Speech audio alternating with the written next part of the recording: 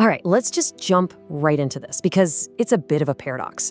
What if I told you that the hardest, most grueling workouts you're doing, the ones designed to melt away stubborn body fat, are actually the very thing locking it in place? I know, it sounds completely backward. But today, we're gonna ditch that whole no pain, no gain mindset. Instead, we're gonna flip on what I call easy mode, a much smarter way to turn a simple walk into your most powerful tool for fat loss. I mean, really think about it for a second. You're pushing yourself so hard, you're sweating, you're totally wiped out, and you feel like you've earned it, right? But what's actually going on inside your body at a chemical level? Well, you might be accidentally flipping on a biological panic switch, one that tells your body to hold on to fat for dear life. We're about to turn that switch off. And this, right here, this is the whole story in a nutshell. Look at the difference. When you do intense cardio, your body freaks out. It needs energy fast, so what does it burn? Sugar. The dominant hormone flooding your system, cortisol, the stress hormone. And the final result, ironically, is your body gets the signal to store more fat. Now look at gentle walking. Your body is calm. Its primary fuel source, fat. The hormonal state is calm and balanced. And the result? Actual, sustainable fat burning. See, it's all about working with your biology, not fighting against it. Okay, so let's dig into the science of this trap. Why is it that pushing yourself to the absolute limit can feel like you're just spinning your wheels, or even going backward when it comes to fat loss? Well, when your heart is pounding out of your chest and you're gasping for air, your body's ancient survival programming kicks in. It doesn't know you're in a safe gym, it thinks you're running from a lion. And in that kind of crisis, its only priority is immediate survival. That means it burns the quickest, easiest fuel it can find, which is sugar in your bloodstream. It totally ignores your stored body fat because it's saving that for the long-term emergency it thinks is just around the corner. And this brings us to the real villain of the story, cortisol. Think of high levels of cortisol as the construction manager for stubborn belly fat.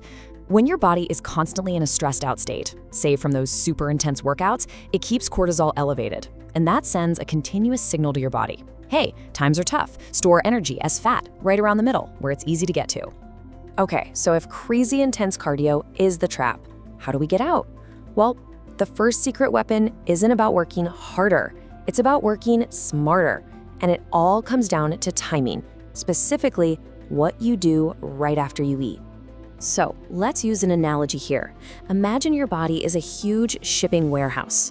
The food you eat, especially carbs, arrives as cargo, that's sugar. Now, insulin is the warehouse manager who's supposed to tell the doors of the warehouse, your cells, to open up and accept the cargo. But over time, the doors can get a little rusty and stop listening to the manager. That's insulin resistance. The cargo, the sugar, gets stuck outside in the bloodstream, and if it stays there too long, the body panics and just converts it into fat for long-term storage. But here is the ultimate hack. There's a secret back door to this warehouse, and a simple 15-minute walk after your meal is the key. The physical act of your leg muscles contracting literally forces that back door open.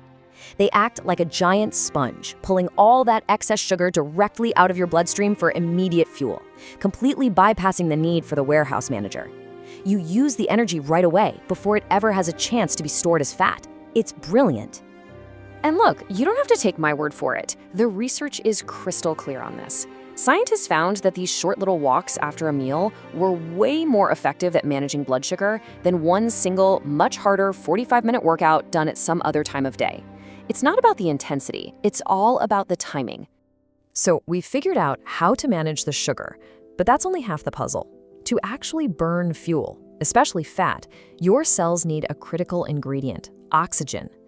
This brings us to our next strategy, which is all about two things you do constantly without a second thought: how you breathe and how you see the world. This might be the single most common mistake I see people make when they're trying to get fit by walking. They think they need to push the pace until they're panting, breathing heavily through their mouth.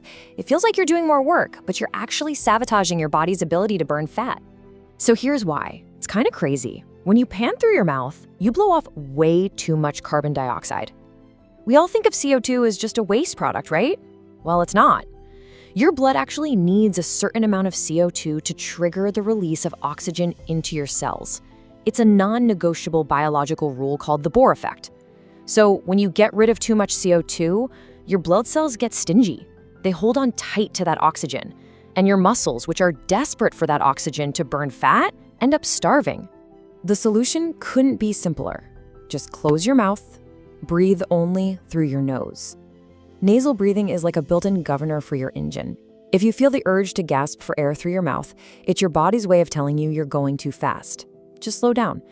Breathing through your nose automatically keeps you in that perfect, low-stress, fat-burning zone. It ensures your cells get fed the oxygen they need, and it even releases molecules that calm your nervous system. All right, now let's talk about your eyes. Think about how you feel driving on a highway in a heavy rainstorm. Your eyes are locked on the road ahead, your knuckles are white, you're stressed out. That's tunnel vision. Now, contrast that with sitting on a beach, just softly gazing at the huge, wide-open horizon. Totally different feeling, right? That's panoramic vision. Well, when you're walking on a treadmill staring at a screen or walking outside looking down at your phone, you are putting your brain into that same high-stress, tunnel vision state. But when you walk outside and you deliberately keep your gaze soft and wide, looking toward the horizon, you let the world just kind of flow past in your peripheral vision. This creates a phenomenon called optic flow, and it sends a powerful direct signal to your brain's alarm system, a little spot called the amygdala, that basically says, hey, we're safe, everything is okay, you can stand down. This instantly lowers cortisol and tells your body it's safe to let go of that stored fat. And all of this comes together in what is truly the ultimate morning routine. Think about it. When you wake up, your body has used up most of its readily available sugar overnight. That fuel tank is basically empty. So if you go for a gentle 20-minute walk before you eat breakfast, your body has no choice. It is forced to tap into your deep fat stores for energy. It's a complete game changer. And as a bonus, getting sunlight in your eyes first thing in the morning resets your internal clock, which guarantees you'll sleep better that night. Okay, so what happens once you master all this? Once your body gets really, really good at this gentle walking thing? Well, to keep making progress without adding stressful intensity, we just need to introduce a very small, almost unnoticeable new challenge. Your body is, for better or worse, brilliantly efficient. It's always looking for the easiest way to do things. So if you do the exact same walk every single day, it will figure out how to do it using less and less energy over time. You hit a plateau. To keep your metabolism guessing, we just need to change the game ever so slightly. And here's how simple this is. We're not talking about adding ankle weights or starting to run. All you need is a comfortable backpack with just 5 to 10 pounds in it. Seriously, that's it. A couple of water bottles, a heavy book. It's not enough to make you feel exhausted, but it's just enough to make your body go, whoa, okay, something's a little different here. This one little change does some pretty incredible things. You'll feel your core and your back muscles have to work a little bit harder.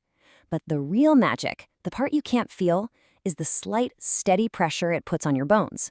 This gentle loading stimulates your skeleton to release a powerful messenger hormone that improves your whole metabolism. And that hormone is called osteocalin. It's amazing.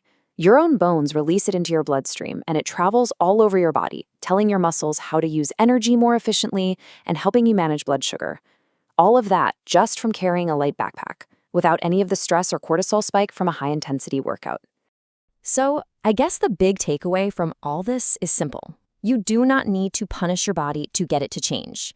You don't need to feel exhausted and beat up to see real, lasting results. You just need to be a little smarter. Step outside, breathe through your nose, look at the horizon, and let your own biology do the heavy lifting for you. The real power here is just starting with something small. So my question for you is this. Which one of these easy mode strategies are you going to try tomorrow morning? Just one. Will it be the walk after dinner, focusing on nasal breathing, or maybe throwing a book in a backpack? Pick one, give it a try, and just see how it feels to finally start working with your body instead of against it.